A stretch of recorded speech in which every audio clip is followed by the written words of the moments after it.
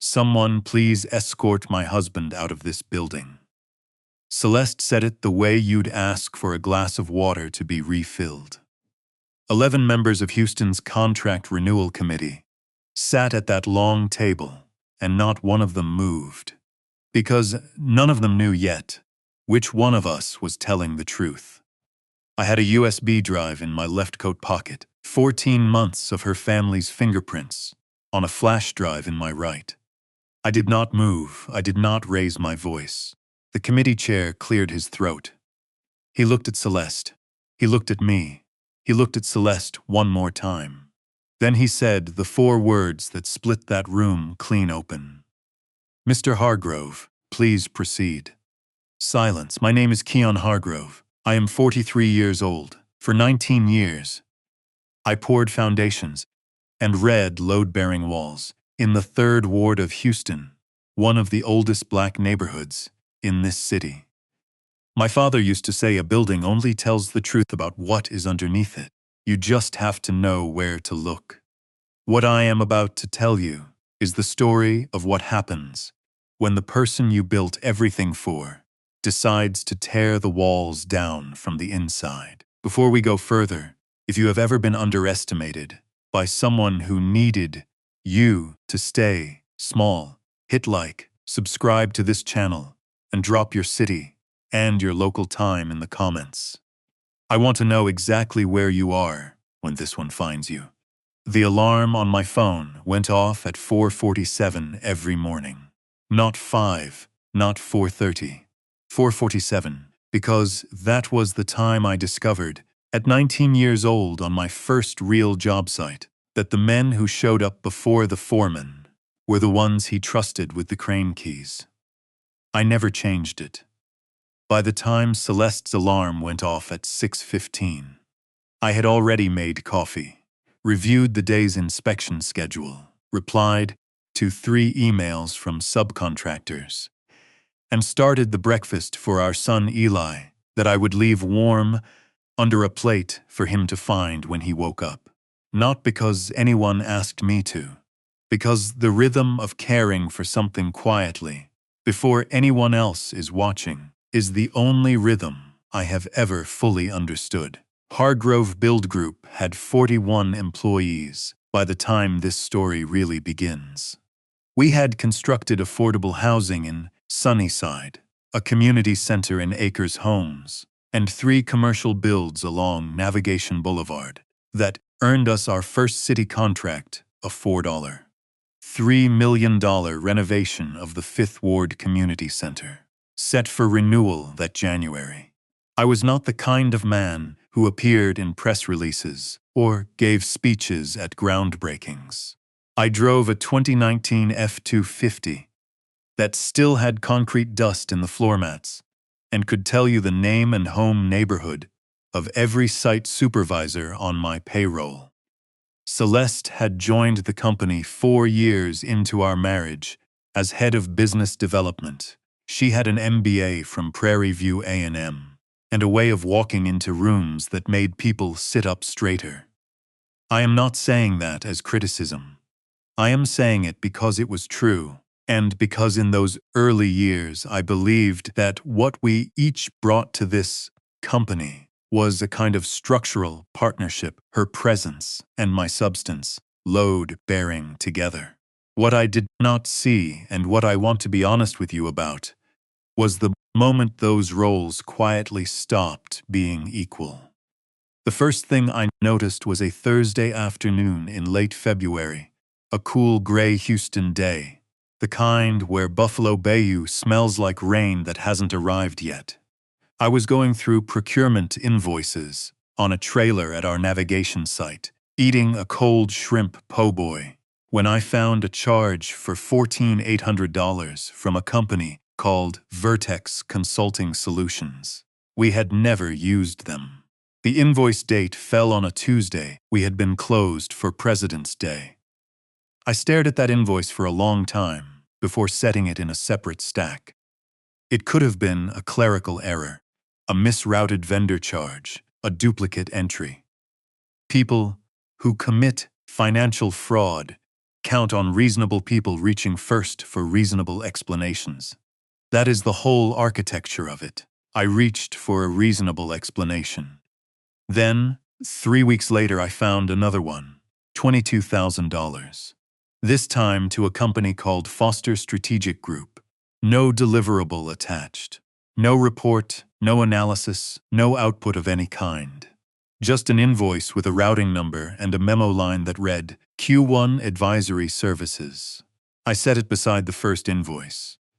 That evening, I walked into the kitchen where Celeste was on her laptop, and I asked her, as casually as I could, whether she had approved any new consulting contracts in February. I kept my voice easy. I was not accusing her of anything. I was asking. She did not look up from the screen. Keon. Seriously. She closed the laptop halfway, slowly, the way people do when they want you to notice the gesture. I have been managing the business development pipeline, 3 active RFPs, and Deshawn's onboarding, while you have been on job sites. And you want to audit me right now? I said I was just asking. You are not just asking, she said. You're doing that thing you do where you make me feel like I have to justify every decision I make for our own company. She opened the laptop again. The vendors are fine. I'll send you the scope.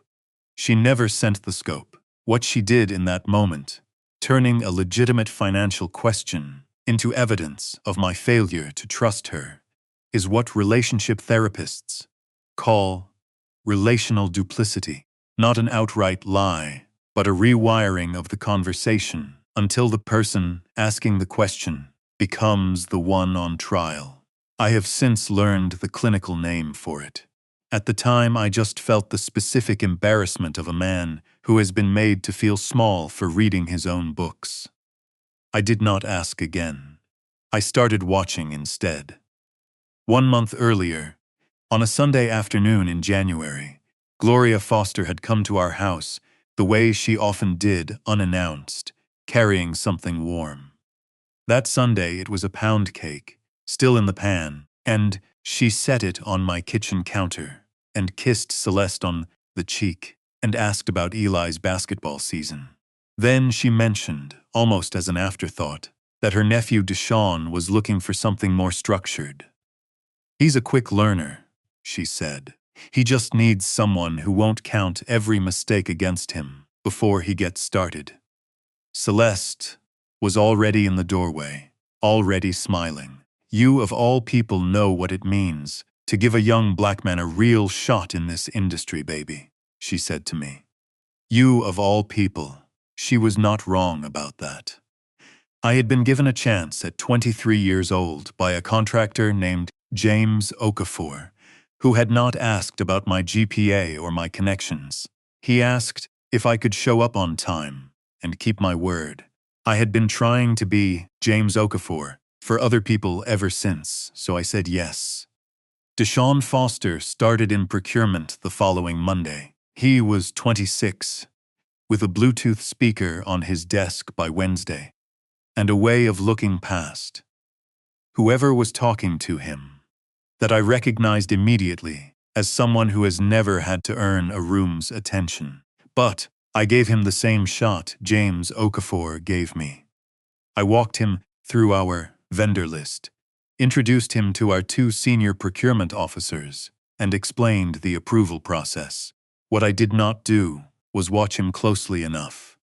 In construction, we call it a passive failure. Not the dramatic collapse, but the slow, invisible compromise in the structure that nobody catches because it doesn't look dangerous yet. I was busy. I was always busy. And when you trust the load-bearing walls, you stop testing them every day. That was the crack I failed to inspect in time. I called Nala Washington into my office on a Friday evening in early March, 6 days after finding the Foster Strategic Group invoice. Everyone else had gone home. The building had the specific quiet of office spaces. After hours, the HVAC dropping to a lower register, the parking lot lights flickering on through the window behind my desk. Nala had been with me for 10 years. She had started as an administrative coordinator when Hargrove Build Group had 12 employees and a job site trailer for an office. She had watched me negotiate our first bank line of credit. She had been in the room when I laid off 2 people during the 2019 cash squeeze and personally called them 6 weeks later when I could afford to bring them back. She knew my handwriting. She knew my signature. She knew the difference between how I organized a financial file and how someone else might organize a financial file wearing my name. I slid the 2 invoices across the desk without saying anything. She read them. She did not look up for almost a full minute. Then she said, "How far back do you want me to go?" That is the kind of loyalty that cannot be hired. It can only be earned over 10 years of a person watching. "You do the right thing when nobody is looking," I said, "as far as it takes." What Nala and I built over the next 14 months was not a revenge operation. I want to be clear about that, because I think people sometimes hear a story like this one and imagine a man sitting alone in a dark room plotting. That is not what happened. What happened was documentation. Methodical, unglamorous, exhausting documentation, the same discipline I applied to every building inspection I ever conducted, in which the point is not to find drama, but to find truth. We kept a physical notebook, blue cover, college ruled, bought from the Walgreens on Alameda Road, that never touched the company server. In that notebook, Nala cross-referenced every invoice from Vertex Consulting Solutions and Foster Strategic Group against our actual vendor pricing database. Not estimates. Verified market rates, confirmed by calling 3 competing suppliers for every line item. The total discrepancy over 22 months came to $187,400. I am giving you that number specifically because I want you to understand the scale of what we are talking about. Not a rounding error, not a bookkeeping mistake. $187,400 routed through 2 shell companies to a bank account I would later trace through the Texas Secretary of State's Public Business Registry, a database that any citizen can access for free to addresses belonging to Gloria Foster. Vertex Consulting Solutions was registered at 4417 Orem Drive, Houston, Texas, Gloria's home address. Foster Strategic Group was registered through a P.O. box in Stafford. The registered agent was a woman named Denise Parker. I did not know that name, but Raymond Cole, our accountant of record, recognized it immediately when I showed him the filing. Denise Parker was Gloria Foster's older sister. I want to step outside this story for a moment and speak to you directly if you are a business owner, a contractor, a freelancer, anyone who has ever let a family member into your company because the word family felt like adequate due diligence. Hear this next part carefully. A shell company is not a difficult thing to create. In Texas, you can register an LLC online for $308 and have a legal business entity within 48 hours. No physical office required. No employees. No track record of performing any service at all. You need a name, an address, and a bank account. That is the entire barrier to entry. The protection against this is paper. Not trust, not loyalty, not intuition. Paper. Every invoice requires a corresponding work order. Every work order requires a verifiable deliverable. Every deliverable requires a sign-off from someone outside the chain of the person who requested the work. This is not paranoia. It is the same logic I apply to every load-bearing wall in every structure I have ever built. You do not assume it is solid. You test it. I am telling you this because I tested it too late, and the cost of testing it late is the 14 months it took me to undo what should have taken 14 days to catch. Now back to that Friday evening in my office. About a month into our documentation, something happened that I had not planned for. I was driving back from a site inspection on a Wednesday afternoon and arrived home 40 minutes earlier than Celeste expected me. Her car was in the driveway. The kitchen light was on. I came in through the side door, and I could hear her voice from the hallway, speaking to someone on the phone, easy and relaxed, the way people get when they are certain they are alone. "He's not going to figure it out," she was saying. "He reads blueprints. He doesn't read people." I stood in the hallway for a few seconds. Then I walked quietly back out the way I came, sat in my truck in the driveway, and gave her 15 minutes to finish the call before I came in through the front door. I want to tell you something about that moment in the truck. I did not feel rage. I want to be honest about this because people expect rage, and what I actually felt was closer to grief, the specific, quiet grief of someone who has just been handed the one piece of information that makes everything else make sense. Psychologists call this the resolution of cognitive dissonance. The moment your mind stops working to reconcile two incompatible realities and simply lets the truth land. The truth that landed was this: my wife did not see me. She saw what I produced. She saw the company and the contract and the payroll and the house. But the person behind all of it, the man at 4:47 in the morning, was invisible to her, and people tend to take what is invisible for granted. I walked in the front door. I said hello. She said, "Hey, how was the site?" We ate dinner. I helped Eli with his homework after. She went to bed. I stayed up until midnight, reading the Texas Business Organization's code on my laptop at the kitchen table. That was when the documentation shifted into something more deliberate. 4 months into the process, Raymond came to my office on a Tuesday morning with something I had not asked him to find. He set a single sheet of paper on my desk, without preamble, a scanned copy of an amendment to our company's operating agreement.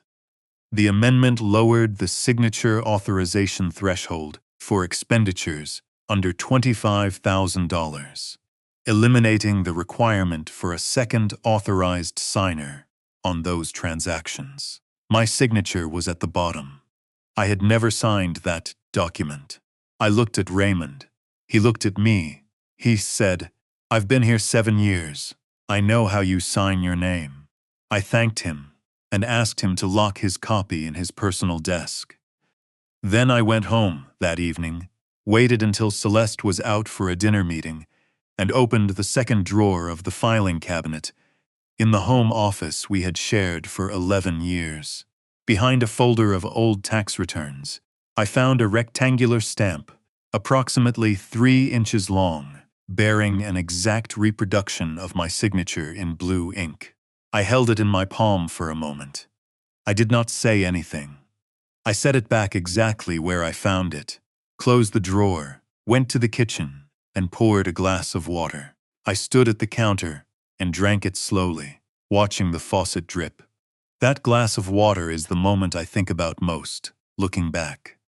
Not because of what I found, because of what I chose to do next. I did not confront Celeste. I did not close the accounts. I did not change a single behavior. I went back to work at 4:47 the next morning, poured a foundation on a residential project in Kashmir Gardens, and made a promise to myself that the only move I was going to make was the one I could prove in a room full of people who had no obligation to believe me. This is what behavioral psychologists call strategic equanimity, not the absence of pain, not the performance of calm, but the deliberate choice to let the truth accumulate until it is undeniable, because you understand that moving too soon is the one thing that gives the other side a way to escape. I was not calm. I was building a case. It was around this time that something happened with Eli. that I have not talked about publicly until now. He was 11, and one evening, when I picked him up from his after-school program, he was quiet in the truck, in the way kids get quiet when something is sitting on them. We were almost home when he said, without looking up from his sneakers, "Mama said you care more about the company than you care about us." I kept my hands steady on the steering wheel. I let a few seconds pass. "What do you think?" I asked him. He shrugged. "I don't know. You're always here when I need you." I pulled into the driveway and turned off the truck, and we sat there for a minute. "I care about the company," I said, "because the company is how I take care of us. Those aren't two different things. You're the whole reason the company matters." I paused. "And I need you to know that whatever happens between me and your mama, that is not about you. Not one part of it."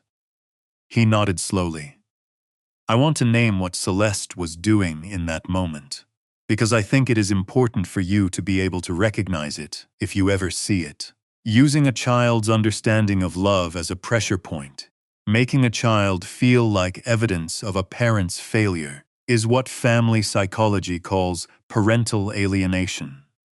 It is not a dramatic act. It is a quiet one. And it is one of the most damaging things one parent can do during a conflict, because the child does not have the emotional framework to know they are being used as leverage. I did not tell Eli that. I just made sure he knew where I stood. 2 weeks before the committee meeting, something else happened. I came home from a late job site inspection at 9:37 p.m. and parked in the driveway. The living room light was on, and through the window, I could see Gloria Foster sitting at my kitchen table with Celeste. I did not go in immediately. The window was cracked open an inch. I heard Gloria say, "Concrete and calluses. That is what that man is ever going to bring home. You built something real. You deserve a partner whose hands hold something other than a hammer." He laid the floor, baby. That doesn't make him the architect.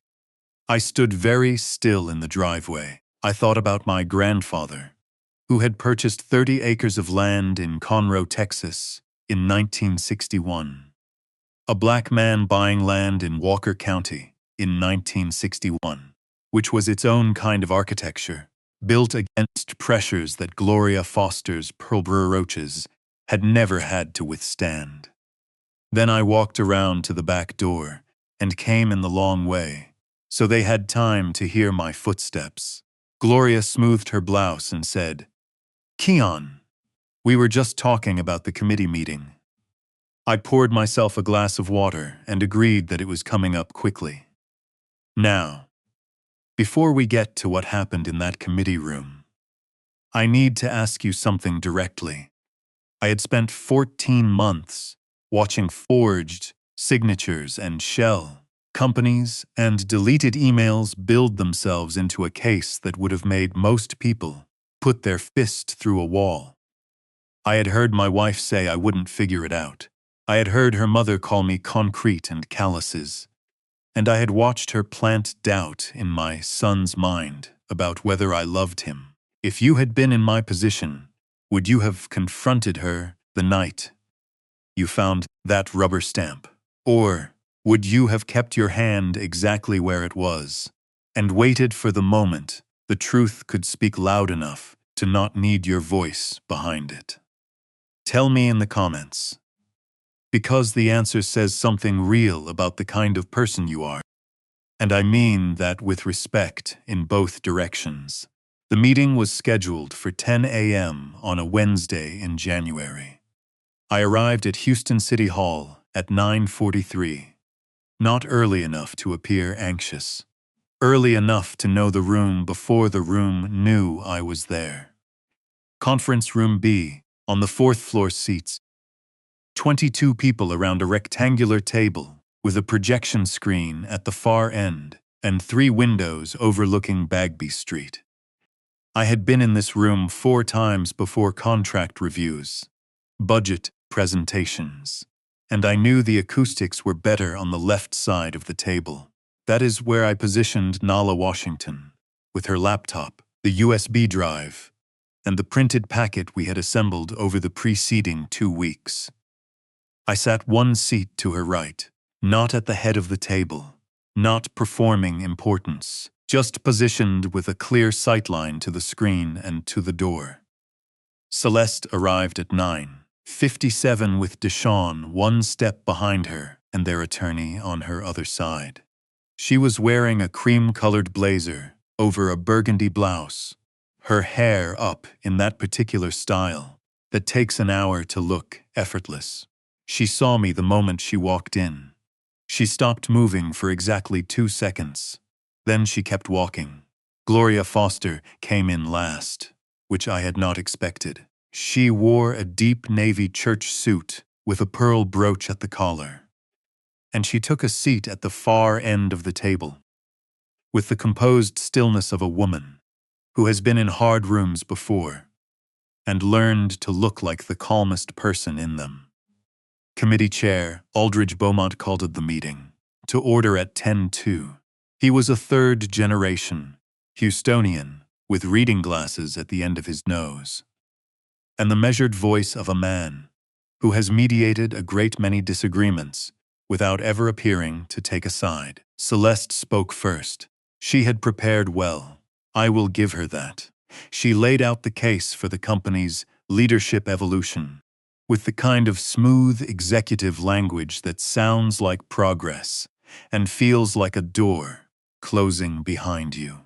She referenced growth metrics and strategic partnerships and a new focus on commercial development. She mentioned my name once, briefly, describing my transition to a senior advisory role as a mutual decision made in the best interest of the company. She did not look at me while she said it. When she finished, Beaumont turned to me. Mr. Hargrove, you requested time to respond. The floor is yours. I stood up. I had no notes. There are moments a person has rehearsed so many in their head that when the real moment arrives, the words come not from memory, but from somewhere quieter and more permanent. I had spent 14 months learning what I was about to say. I did not need a page to read it from. Mr. Beaumont, I said, before this committee votes on anything, I am going to ask Nala Washington to share some documents with the screen. What you are about to see is the result of 14 months of internal audit, corroborated by our company's accountant of record, and verified against publicly available state business filings. I am not asking you to take my word for any of it. Nala plugged in the drive. The first slide was simple. 2 columns, on the left. Invoices from Vertex Consulting Solutions and Foster Strategic Group. On the right, our verified market rate pricing database for each service category billed. The gap between them was highlighted in red. $187,400, 22 months. Beaumont leaned forward. I gave him a moment to read it. Then Nala advanced to the next slide. The Texas Secretary of State Business Registry filing for Vertex Consulting Solutions. Registered address, 4417 Orem Drive, Houston, Texas. Registered agent, Gloria Ann Foster. The room shifted, not loudly. The kind of shift you feel before you hear a change in pressure, like the moment before a Houston storm when the air goes completely still and even the birds stop. Celeste's attorney placed his hand on her arm. She did not look at him. The next slide. Foster Strategic Group registration. Registered agent, Denise Parker Gloria, Foster's sister. The next. The recovered email chain between Celeste and Deshawn. Timestamped, discussing what they called the transition timeline, with the subject line. Reading E. Structure updated. The next. 3 payroll records showing overtime claimed for crew members who had clocked out before noon, with Deshawn's initials on 2 of the approval forms. Deshawn took his sunglasses off his head and set them on the table. He did not put them back on. Then Raymond Cole, who had been sitting quietly at the far end of the room without being introduced, stood up without being asked. "My name is Raymond Cole. I am the accountant of record for Hargrove Build Group. I want to state, for this committee, that I independently verified every figure on this screen against our audited financial records. The discrepancies are accurate. I have a full audit report available for any regulatory authority that requests it." He paused. "And I want to add that I know Keon Hargrove's signature. The amendment to the operating agreement on the next slide is not it." He sat back down. Nala advanced to the final document, a scanned copy of the amended operating agreement, with a signature at the bottom that I could identify at 100 yards as mechanically reproduced. "This amendment," I said, "was signed using a rubber stamp bearing a reproduction of my signature, which I found in my own home office. I have since retained the stamp, along with a written analysis from a certified forensic document examiner, confirming that the signature on this amendment was not hand-signed." I paused. "The stamp was ordered without my knowledge. I never authorized it, and every transaction authorized under this fraudulent amendment is legally void." Then I said the part that I had researched for 3 weeks and confirmed twice with our attorney. The city contract, currently under renewal for $4. 3 million was awarded specifically to Keon E. Hargrove as the licensed contractor of record, under Texas Government Code Section 2253. A public construction contract of this class cannot be transferred, assigned, or operated under new management without the written consent of the original licensed contractor. Not CEO approval. Not a board resolution. The licensed contractor, me, I have not given that consent. I am not going to give it under these circumstances. Aldridge Beaumont set his pen down on the table and looked at me over his reading glasses. Celeste stood up. "Keon, you can't do this to me." Her voice had gone somewhere smaller than I had ever heard it go in 11 years of marriage. "We built this together. Whatever happened with the accounts, I made decisions under pressure. You were never there to. I was there at 4:47 every morning," I said. "I was there when I took out a second mortgage on this family's home in 2020 to bridge the company through a cash gap that you never knew about because I didn't want you to worry. I was there when I used my grandfather's 30 acres in Conroe as collateral for the contract you're sitting here trying to take from me. I was always there. I was just quiet about it." The room was completely still. "I am not doing anything to you," I said. "I am presenting accurate documentation to the appropriate authority. The documents speak for themselves. That is all I have ever asked of them." Gloria Foster had maintained her church suit composure throughout all of this. But I watched something shift in her face when Raymond stood up, not guilt. Exactly, but the expression of a woman who built a strategy on a specific assumption and is only now, in a room full of witnesses, understanding that assumption was wrong from the beginning. The assumption that I was too steady, too quiet, too busy with concrete to look closely at the numbers. She said quietly, "Keon, there are ways to handle this that don't have to be ugly. We are still family." I looked at her for a long moment. "Mrs. Foster," I said, "the time to handle this privately closed 22 months ago, when the first invoice went through. You had 14 months while I was building this case to come to me. You didn't come. You came to my porch with pound cake instead." I paused.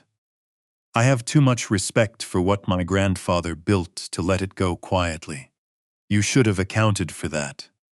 Beaumont announced a 15-minute recess. Nala and I went to the window overlooking Bagby Street.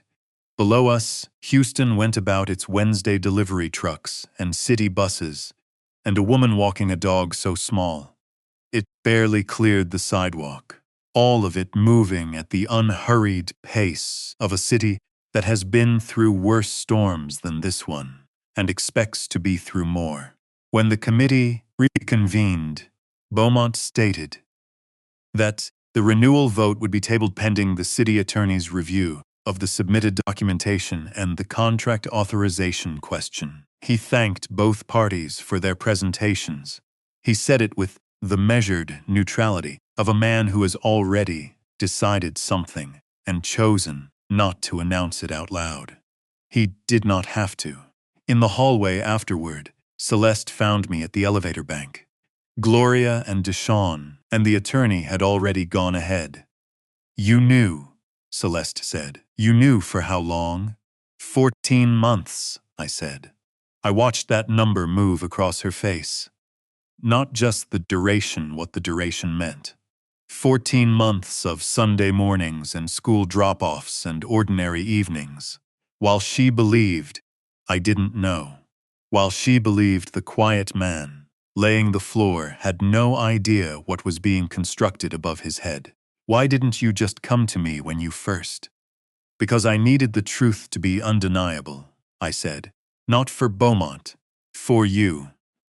I needed there to be no version of this story where you could tell yourself it was a misunderstanding." The elevator arrived. I stepped in, she did not follow. The doors closed on her reflection in the polished steel, my wife of 11 years, standing very still in a hallway she had walked into that morning, believing she already knew how it ended. She had made the same mistake that people have been making about quiet men since before either of us was born. She had confused my silence with absence. 2 days later, at 7 in the evening, Celeste rang the doorbell of the house. She was holding a covered pot, both hands, steam visible at the edges of the lid. I could smell it before she said anything. Shrimp and grits. My grandmother, Mabel's recipe. Celeste had asked me once to write it down for her, and I had, on a notepad in the kitchen, 2 years into our marriage, because she said she wanted to learn it. She stood on the porch with it warm in her hands, her voice soft in a way I had not heard in a long time. "I just wanted to bring something," she said. "I'm not here to argue. I just thought you probably hadn't eaten." I looked at the pot. I looked at her. I thought about the word, for what this was what our attorney had mentioned when she described it, post-exposure love bombing, the calculated warmth that arrives not from genuine remorse, but from the sudden understanding that the strategy has failed and a new one is required. It can look like love. From the outside, in the right light, it looks almost exactly like love. That is what makes it so effective and so clarifying when you finally learn to see the difference. "I appreciate that," I said, "but I can't accept it." I thanked her. I closed the door. I stood in the kitchen for a minute. Then I reheated the leftover red beans and rice I had made for Eli 2 nights earlier and sat down and ate it at the table by myself, quietly, while the city went dark outside the window. 2 days after the committee meeting, my phone rang at 8:14 in the morning. It was Marcus Webb. Marcus was 71 years old and had spent 26 years as a circuit court judge in Harris County before retiring to a house in Pearland, where he kept an enormous vegetable garden and read 2 books a week. He had mentored me when I was 24, appearing at a city pre-bid meeting as a community advocate who had decided that construction contracts coming out of the 3rd Ward should start going to people who actually lived there. He was the first person who ever explained to me, in plain terms, what an operating agreement was and why. Having one with my name, structured correctly, was the difference between building something and simply working on something. I had called him 2 months into the documentation process, Not for legal advice, he was careful to say he was retired, but because I trusted his judgment, the way you trust a foundation you have personally poured. Not blindly, but with the specific confidence of knowing exactly what went into it. When he called that morning and asked me to come to Pearland that afternoon, I drove south on 288 without asking why. He was in the garden when I arrived, pulling the last of the winter tomatoes from a vine that had gone past its season, his hands moving through it with the patient efficiency of someone who has tended things for a long time without needing an audience. He nodded when I pulled up.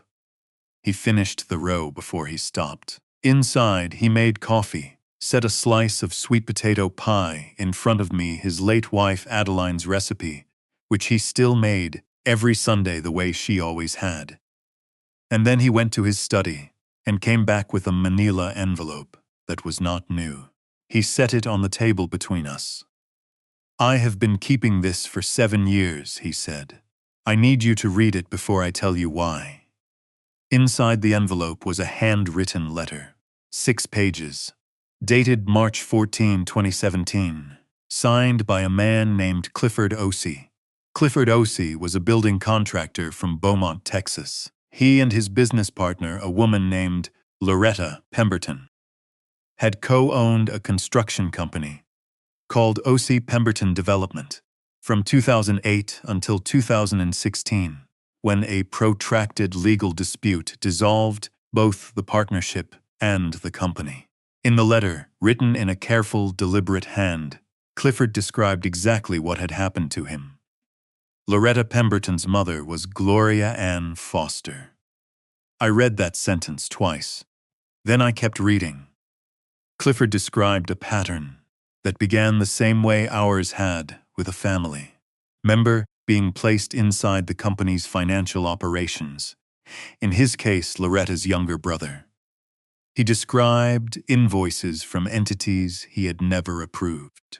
He described finding a signature stamp. He described an amendment to their partnership agreement, authorizing transactions he had never reviewed, bearing a signature that was mechanically reproduced.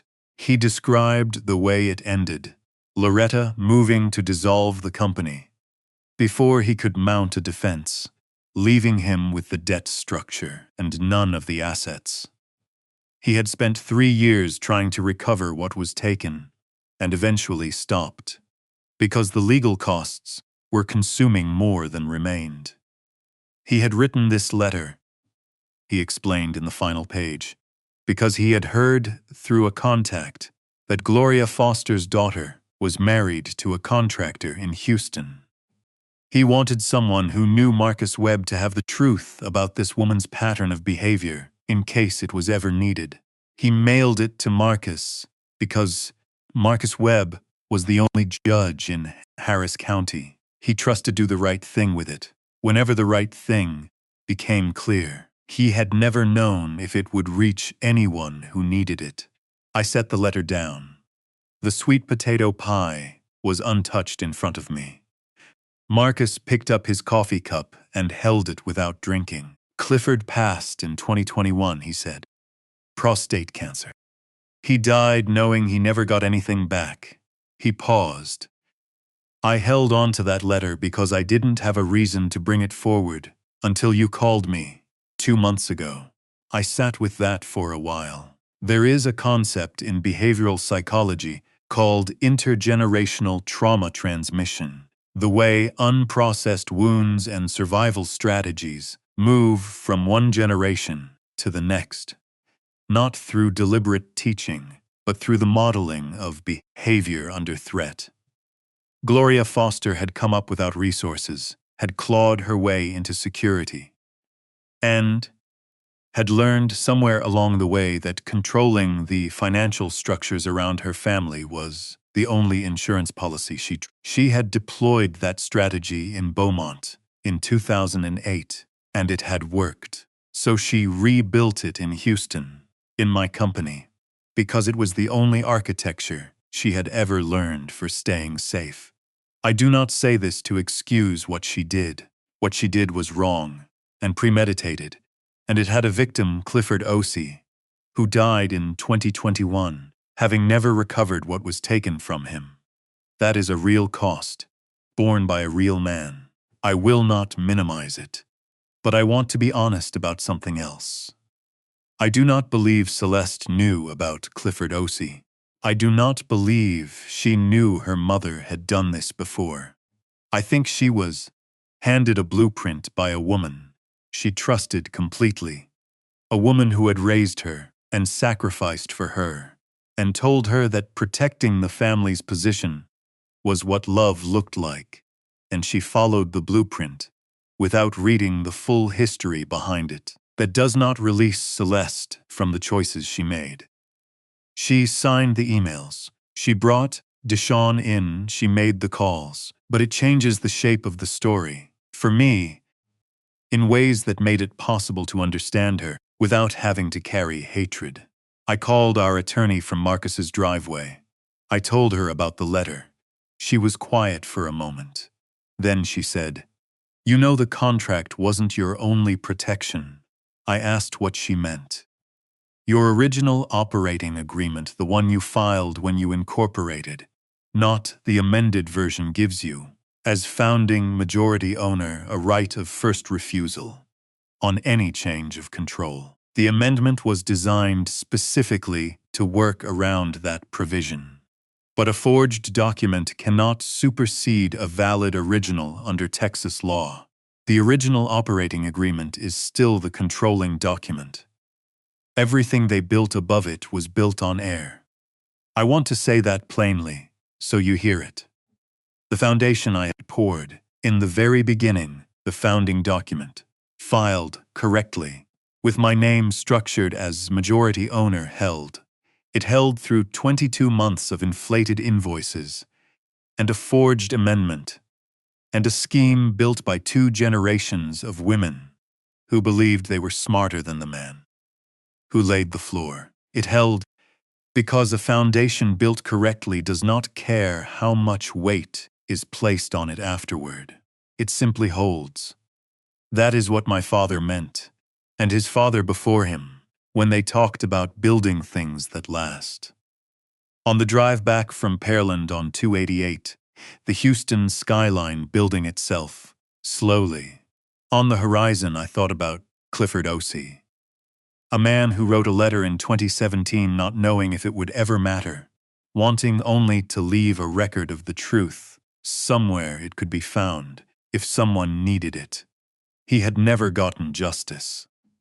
But the truth he wrote down had traveled 7 years through a sealed envelope to arrive at exactly the right moment. That is not nothing. That is, in fact, everything. The divorce was filed in Harris County in February. I will not tell you it was simple, because 11 years of shared life does not separate cleanly, regardless of how the ending looks. There were attorneys and mediators and 6 weeks of negotiation that felt, at times, like being asked to dismantle a building, piece by piece, and decide about each element, whether it was load-bearing or decorative. What I can tell you is that I had prepared for this the way I prepared for every structural challenge. Methodically, before the crisis arrived, the original operating agreement held. As our attorney had confirmed, the forged amendment was legally unenforceable against the founding document. Hargrove Build Group remained under my authority as founding majority owner. The city contract was renewed in my name in March. The letter from Aldridge Beaumont's office, confirming renewal, arrived on a Thursday morning. Nala set it on my desk without comment. I read it once, folded it, and put it in the top drawer. I did not celebrate. There was nothing to celebrate in the confirmation that things were as they should have been from the beginning. Deshawn Foster was terminated the same week the city completed its review, along with 2 other employees who had been placed in financial roles over the preceding 2 years. I documented all 3 terminations, precisely dates, causes, paper trails. not to punish anyone more than necessary. Because if this ever became a formal legal matter, I needed everything to be unambiguous. Raymond Cole was promoted to Director of Financial Operations, with a compensation adjustment of $14,000 above what he requested. He had stood up in that committee room without being asked, knowing the risk, and put his professional credibility behind the truth. That kind of thing has a value that does not fit neatly on a pay scale. The 14,000 was my closest approximation of naming it correctly. And Nala. I promoted Nala to Chief Operating Officer. She told me she did not want the title, that she had just been doing what a loyal person does. I told her that was exactly the definition of the job. She accepted. A legal matter was filed regarding the forged documents. It is resolved, and the terms are confidential. What I will tell you is that the law, when you give it something solid enough to stand on, generally does the right thing. It is slow, it is imperfect, but it responds to documented truth the way a good foundation responds to properly distributed weight. It holds. Eli's middle school had a spring talent showcase in April. He had been working on a guitar piece since January, a 12-bar blues progression. He had adapted from a tutorial online, with a bridge he wrote himself. He told me about it in February, then stopped mentioning it, the way kids do when they're not sure if you're really listening. I sat in the front row. I was the first parent in the auditorium and the last one to leave. He played the bridge twice because the applause ran long enough to give him time. I watched his face, in that moment the expression of a child who has practiced something alone in his bedroom for 4 months and just discovered it was worth hearing. I have poured 41 foundations in this city. I have built structures that will stand long after I am gone. None of them gave me what that look on his face gave me. I had missed too many things like that. I was done missing them. In June, Nala and I began having lunch on Friday afternoons at a Vietnamese sandwich shop on Main Street, a place run by a woman who had come to Houston from Binh Dinh province 23 years earlier and had never once changed her bread supplier. We talked about the company and what we were reading and Eli's guitar. We talked about ordinary things with the ease of people who have been through something difficult together and come out the other side without needing to keep referencing it. I want to be careful about how I describe what that was, because it was quiet and real and did not need a narrative imposed on it. Some things that matter most are the ones that haven't been named yet. I was learning slowly how to be present in someone else's warmth without immediately reaching for a task to justify being there. That turned out to be harder than anything I had ever built. On a Sunday morning in May, I drove out to Conroe the first Sunday in a long time when I had nowhere I needed to be. I parked at the edge of the 30 acres and walked out into it in the early morning, dew still on the grass. The pine trees my grandfather had planted along the eastern boundary, grown tall enough to give real shade. I stood there in the quiet and thought about him purchasing this land in 1961, a black man in Walker County in 1961, which was its own kind of architecture, constructed against pressures that no pearl brooch and no pound cake could replicate or erase. He never told me that story as a story. He told it as a fact, the way you state the load capacity of a wall. This is what it holds. This is how it was built. This is what it is for. I stood there a long time before I drove home. There is a pedestrian bridge over Buffalo Bayou, just east of Sabine Street, that I have crossed maybe 100 times in my life without stopping. I stopped on an evening in late June, halfway across, and leaned on the railing and watched the water move below me. Buffalo Bayou is not a beautiful river by any postcard standard. It is a working river, brown and purposeful, carrying the city's runoff and history at the same unhurried pace. It has flooded Houston 3 times in the last decade. It has also carried this city through things that should have broken it. I have always respected it for exactly that. I stayed there until the sun was low enough to turn the water amber. The thing I came to understand, not suddenly, not on that bridge, but over the months leading up to it, arriving quietly and without ceremony, is this.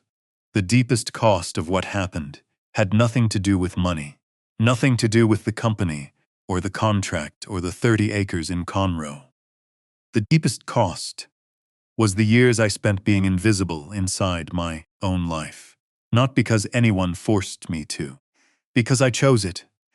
I chose to protect Celeste from the hard financial decisions.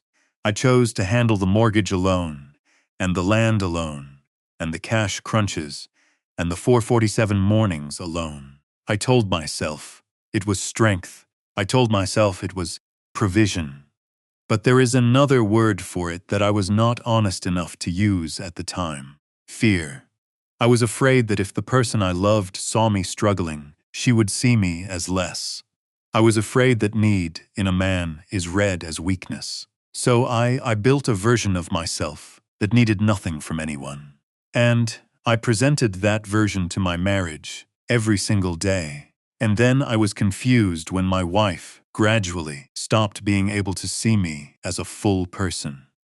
What I called invisible labor, all the sacrifices I made alone, in silence, without ever letting anyone see the cost, had over time hollowed out the very relationship I was trying to protect.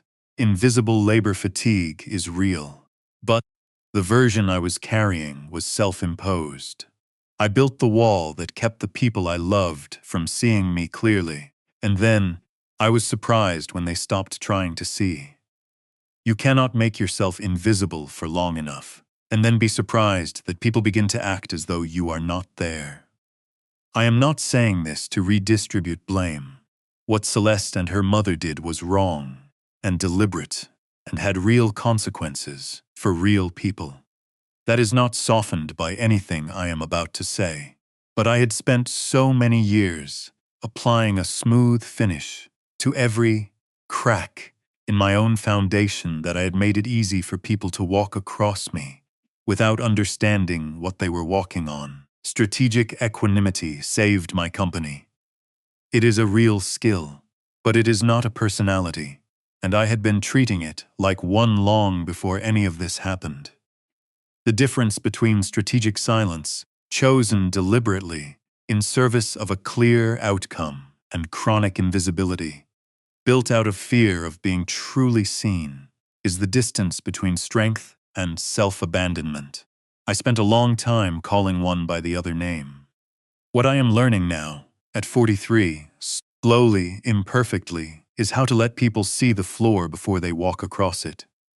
How to say, this is what I built, this is what it cost, this is what it is worth. Not to demand recognition, just to stop withholding the truth of what I carry. I stayed on that bridge until the amber was gone from the water and the city lights were starting to come on. Then I drove home, made dinner.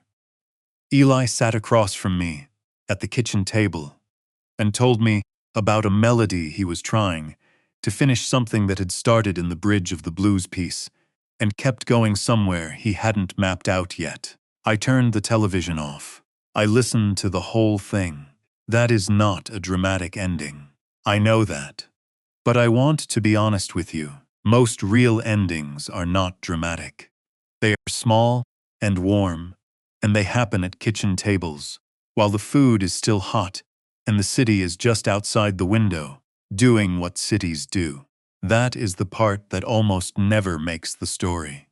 It is also the only part that lasts. If this story stayed with you, I want to give you something practical to carry out of it, not a feeling, but a task. This week, not someday. This week, pull out the founding documents for whatever you have built. your LLC agreement, your partnership contract, your business's signature authorization policy, your household's shared financial accounts. Read who has signing authority.